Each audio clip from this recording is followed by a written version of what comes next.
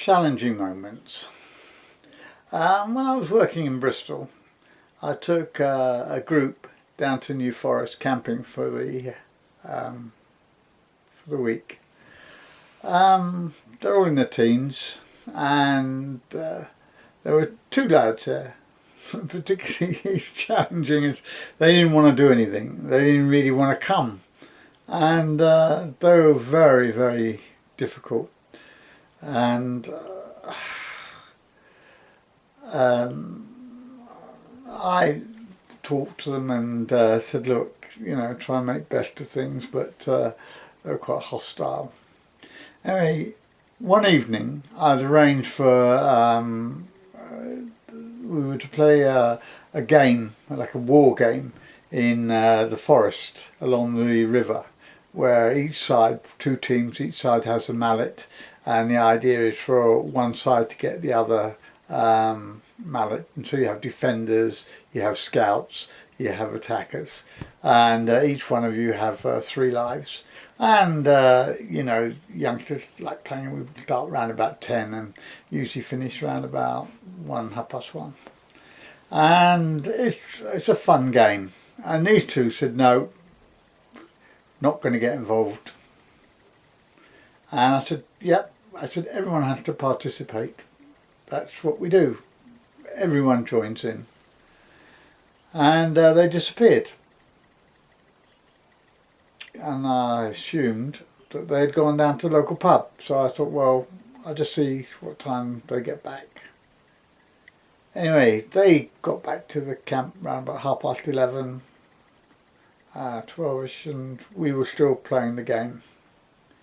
And when we finished the game, and we all came back for a cocoa and sit around the fire and chat, one of the lads, these lads had gone to bed, but the other one was there, and he was very, very angry. And I think he was angry because everyone was excited and talking about the game and their role in the game and what had happened, and being out at night and the challenges and the strange rustling sounds and the noises you get in the New Forest. And so I think that made him incredibly angry that he hadn't been part of that, and resentful. Anyway, the night wore on and people drifted very quickly to bed, and it just left him and me. And he then picked up an axe, one of the axes that we used for cutting wood for the fire, and he threatened me with it, like he wanted to kill me. And I ignored him. And he really was angry, very, very angry. I could see the way he kept on looking at me that he wanted to do something very, very violent. And I just continued chatting, looking at the fire.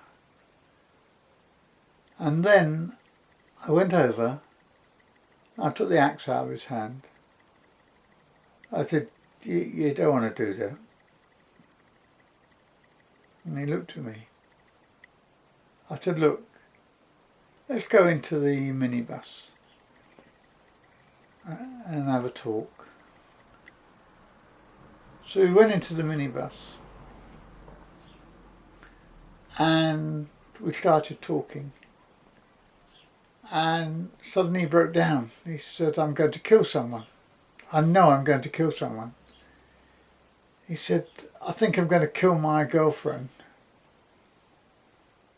And it was quite obvious to me that he had so many issues to deal with.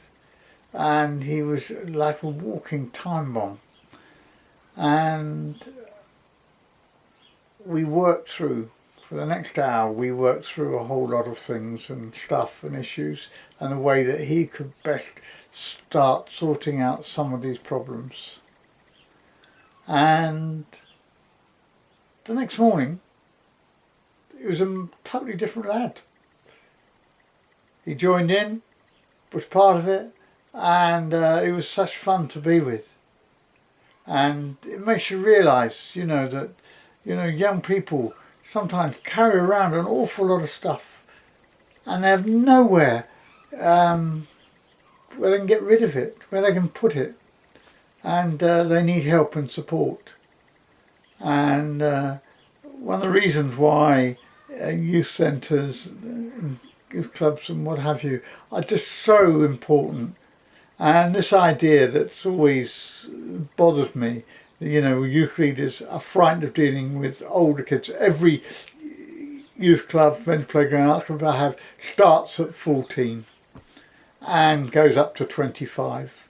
There are many youngsters and young men up to the age of 25 who need a place to be secure and to go with and people to talk to and work out their problems. And until we recognise that as society, we're unfair on young people, dreadfully unfair. Anyway, another challenging moment.